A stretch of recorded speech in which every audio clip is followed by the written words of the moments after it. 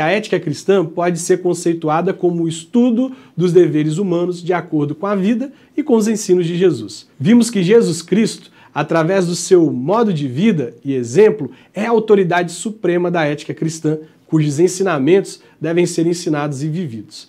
Na aula de hoje, abordaremos sobre os fundamentos da ética cristã. Neste sentido, os objetivos desta aula são refletir sobre a Bíblia Sagrada como fundamento da ética cristã, compreender como a tradição da Igreja exerce influência sobre a ética cristã e analisar como as leis humanas, os costumes, fazem parte da ética cristã.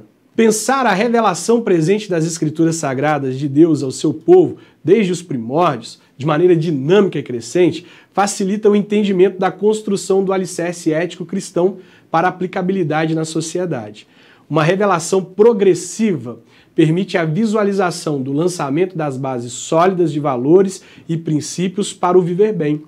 Neste entendimento, compreende-se que o fundamento da ética cristã encontra-se presente no Antigo Testamento, ou seja, onde o processo de imitação de valores permanentes e imutáveis presentes no ser divino, como a santidade, a responsabilidade, amor, fé, honestidade, são disseminados entre o povo de Israel com o intuito de alcançar as outras nações e, com isso, trazer transformação a nível globalizado.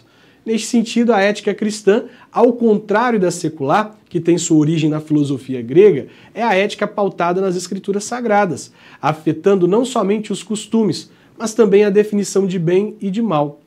Assim, a ética cristã não deixa espaços para o relativismo ético, o egoísmo ético ou para o utilitarismo. A ética cristã tem como pressuposto a metafísica, pois acredita em um Deus único, criador, sustentador e direcionador do universo. Por ter caráter teísta, ela se encontra no campo da ética normativa, que procura oferecer orientação para determinar se ações, atitudes e motivações são certas ou erradas. Como toda ciência que se preza, a ética cristã possui bases bem sólidas e tem como fundamento a Bíblia Sagrada, a tradição da Igreja, as leis humanas e os costumes. Vejamos como cada um desses fundamentos funcionam.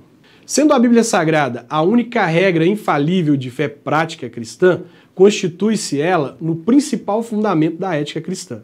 Neste sentido, todas as decisões de um cristão têm de ser orientadas por suas ordenanças e prescrições. Caso contrário, um cristão jamais será reconhecido como filho de Deus. Portanto, não basta portar um exemplar da palavra de Deus, nem jurar com a mão sobre um livro santo.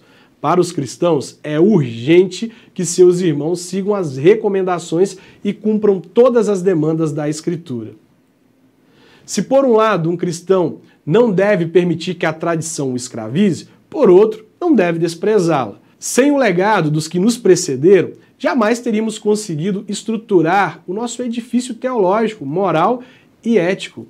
Logo, é permitido eleger a tradição eclesiástica como o segundo fundamento da ética cristã. Dito isto, podemos perceber que é possível ter outros fundamentos da ética cristã além da Bíblia. A própria Bíblia afirma que é permitido tê-los, desde que eles não contrariem a Bíblia como palavra de Deus.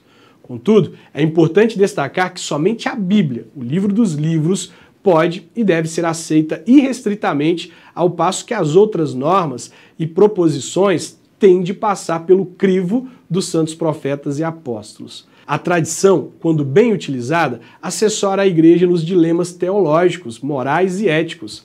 Lá em 2 Tessalonicenses, capítulo 3, verso 6, o apóstolo Paulo reconhece a importância da tradição.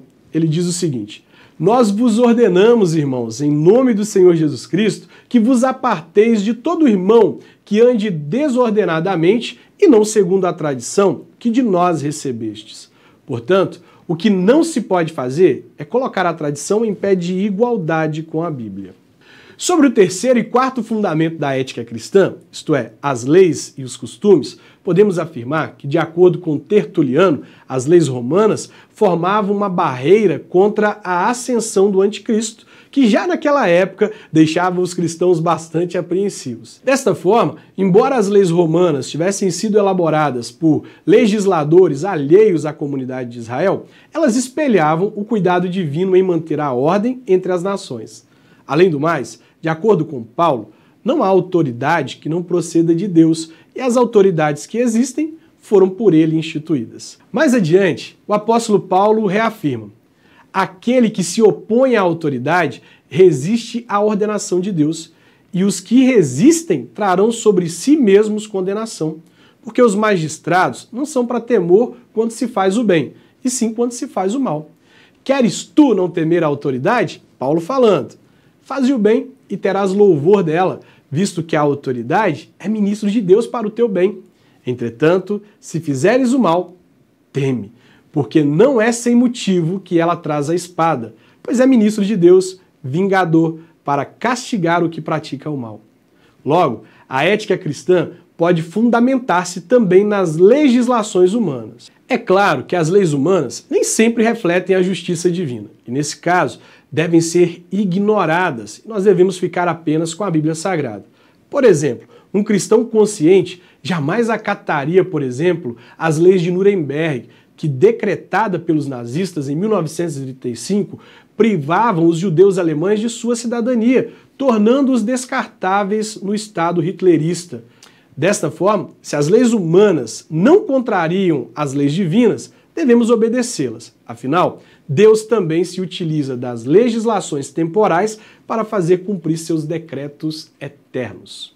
Concluímos aqui nossa aula sobre os fundamentos da ética cristã. Espero que por meio do conteúdo exposto nessa aula, você tenha conseguido compreender que a Escritura é o fundamento máximo da ética cristã. Entretanto, também é possível fundamentar a ética cristã na tradição cristã, nas leis, nos costumes humanos, claro, desde que estes não contradigam os ensinos da Escritura.